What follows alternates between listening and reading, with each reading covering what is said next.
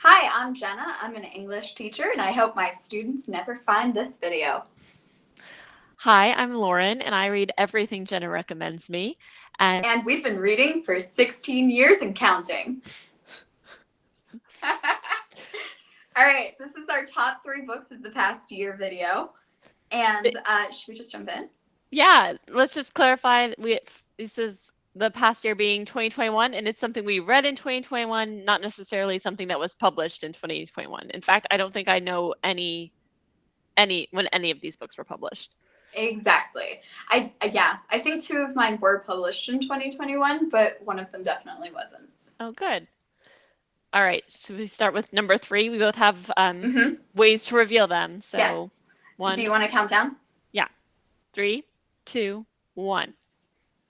I put The Shadows Between Us. What'd you put? I put Act Your Age, Eve Brown by Talia Hibbert. It's so good! That one's so good! Oh my god, great choice. Oh man, And I don't know it. yours. Tell me about Yeah. your book, Jenna. Okay, all right. So mine, it's a weird choice because if I'm being honest, I don't know that it's like the best written book I read all year or the book that like I definitely did read it twice. So it is a book I reread. But I love it because it's definitely not typical of books that I would usually read. It's a very dark, like fantasy, like yeah, it's like a fantasy sort of romance, and the girl starts off and like the very first scene, she's in bed with this guy, and he's proposing to her, and she's like, "Oh, absolutely not. This is definitely never gonna happen. I'm keeping the ring though." And then she's reminiscing about the first guy that she loved, who she murdered.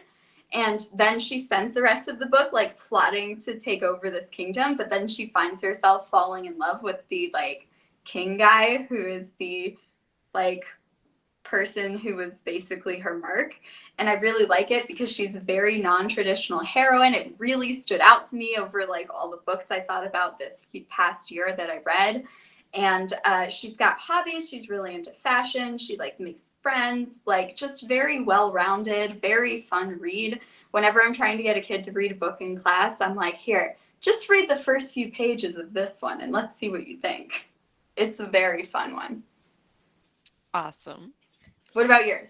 Well, I know yours, So but I mine love was, it. of course, recommended by you, and I enjoyed it just because of the humor between the two main characters, and then also them being very kind of non-traditional. He's on the autism spectrum, and she's also kind of discovers that as she gets to know him, and just takes it in stride. And I like I really enjoyed her attitude, kind of about everything, as much as it is about her personal growth. Like I kind of liked who she was to begin with, so. Um, that's all I have to say about that one. But I also ended up reading a lot by Talia Hibbert this year, and I heard that one of her series is looking being optioned for TV. So I'm very curious if that'll happen. Oh, cool. Oh, I want to see that so bad. That makes sense. She's such a good author. Like, of course. I love Yeah. her so much. All right, should we do our second book? Okay, number 2. All right, countdown. 3, 2, 1. I didn't want to spoil it, but my second one Oh is your third one. no, you should have spoiled it. I didn't want to. I didn't want to steal any thunder. I love this one too. It's so good.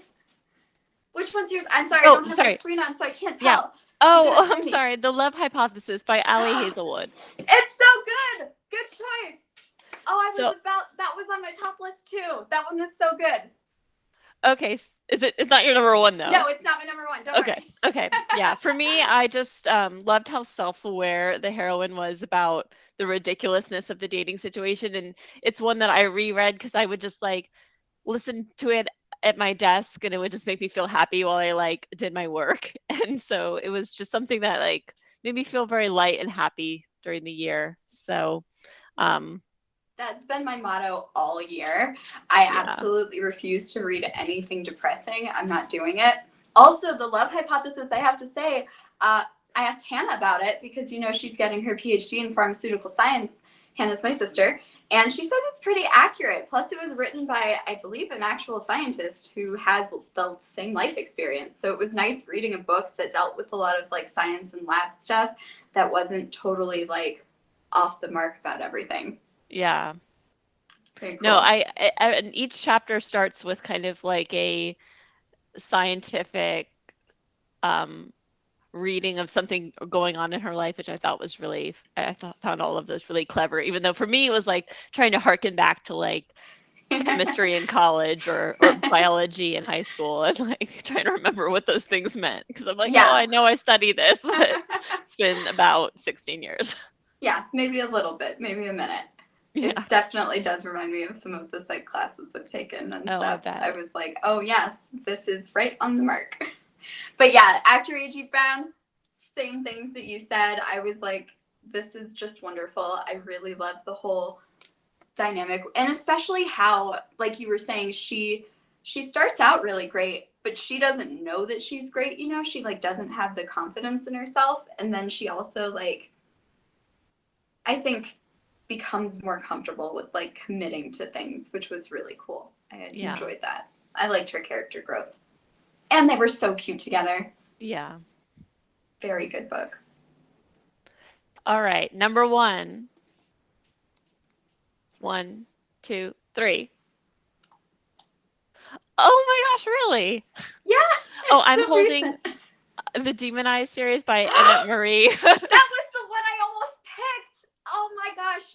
Yeah, that Well, then was we can right both next talk to this about one it. at the top. Okay, all right. Oh man. Yeah, I had so many at the top and I could not pick. And that one I thought was really great because I read it like earlier in the year. And so I was like, oh, I should bring one in from earlier in the year. But I really only wanted to do one off the wall like fantasy thing. And since the Shadows Between Us was a one off and that one was a series, I went for that one. Yeah, if I had to, like, if I was forced to pick one of this Yeah. series, I guess maybe number 3 Ooh. was my favorite, but like, Yeah, you I think can't you just have to jump pick one. You into can't number pick 3. everyone. Yeah. That's cheating. You Yeah. can't have all of the series. I mean, if I could, I would have picked everything I had read by Anna Marie because I ended up reading almost Yeah. everything she's written except the latest series that she's done, The Long The Forgotten Winter yeah, King, which I'm waiting to finish she's um got to finish it. They're too yeah, until suspenseful. they're all out, yeah. Yeah. No, it's torture. Because She yeah. writes drama very, very enticingly. Like you never Yeah. know. But so excited about this author that Jenna recommended me, which You had don't have to give me credit every time. I do. Each one, like, just for me, has the perfect balance of like action and romance and humor. Like, her humor is just, it, I'm sitting there laughing like the whole time I read these books. So, Yeah, I just cannot fathom and understand how she's not like everywhere. I don't understand. I don't know if it's because she published independently or what, but to me, she's just like one of the best writers and like does what she does so well. She should be like J.K. Rowling who. Like it's so good. I completely agree. Yeah. I would have picked the same series too. I have the Demonized. Yeah, I have it written down. yeah. I might Love have it. gone with Warped, but Warped like kind of isn't finished. So but Yeah. that one I really find those Me super too. funny. So, Me too. I really want those to come out. Like she's yeah, got too many series in the works. She I needs to write know it's every a single lot. one of them. But also she needs to write slowly and take care of herself so that I Yes. can get them all. And she doesn't burn out and get too tired of writing. Yeah, Because I love them. I've heard she from her own like reporting, it's like Yeah. she had to stop herself from Yeah. writing so much and putting so much I pressure on really herself. I get So, that. That makes sense. So I picked To Love and to Loathe because mhm. I felt like I couldn't round out a top 3 of the year without doing a historical romance. And when I think about the numbers and proportions of things that I've read, it's like fantasy, yeah, and realistic contemporary, yeah, but historical romance, I read so many.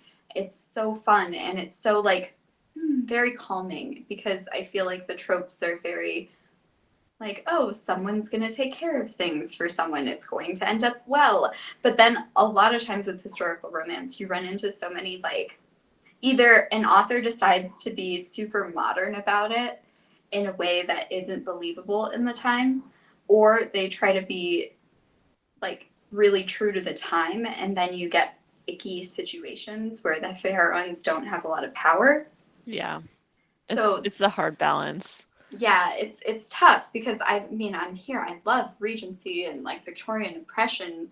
Like, yeah, it's wonderful. It makes it very much more interesting because then it can take these like, oh, these are the things keeping us from being together, and they can be not that serious because it's like, oh, but it's just the time. They couldn't, that made sense to them. That was a big deal for them or whatever. And yeah, they really do have to kind of decide to go all in because they're not going to get to date for years and years. It's going to be like, oh, we like each other, we fall in love, we're going to have to get married, etc. But that's why I really liked this To Love and to Loathe, because it has this the main character who is just enough of a rebel of the times that it's like believable, but not so much that it's like, okay, but like she would face some sort of social repercussions for the way this is going down. Like the way the cast of characters was built out, the way I'm excited for every person's story, and it's part of this, I think it's going to be either a trilogy or a quartet where they follow the stories of different people that are going on at the same time. So you're kind of getting some teases for some other characters.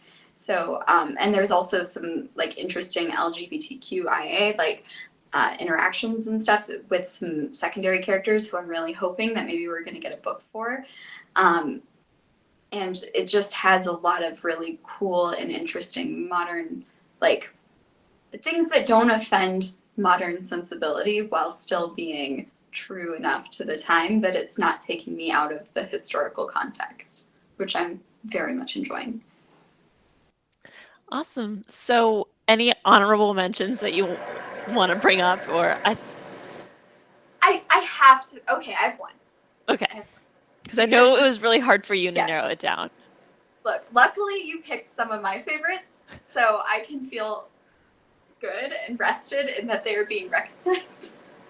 But I actually have to mention, just as a like holding myself accountable, uh, Sarah J. Maas. I read the Court of Thorns and Roses series for the first time this year, and I had been kind of keeping myself away from it, and I was like, well, I don't want to read this. Everyone says it's popular and or they hate it, and I read all this criticism and blah blah blah, and then I read it, and of course it was amazing because popular things can be good, and I really loved it, and I cannot believe it took me until this year to read it. So honorable mention, and if I had to pick one, I think book 3, Court of Wings and Ruin, would be the one that I would pick out of this series.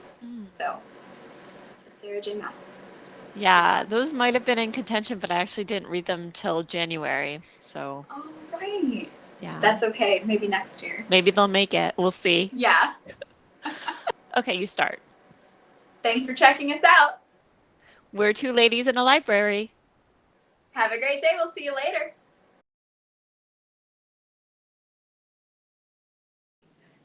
Oh. We didn't agree who was going to say it. I thought we were saying together. We've been reading for 16 years and counting. Okay. I forgot my line. We've been reading. Can we do it? Let's read it a few times. I think we should just keep this in. All right, ready? Let's just say it. We've been reading for 16 years and counting. Ready? Right? 1, 2, 3. We've been reading for 16 years and counting. Oh, there's a pause.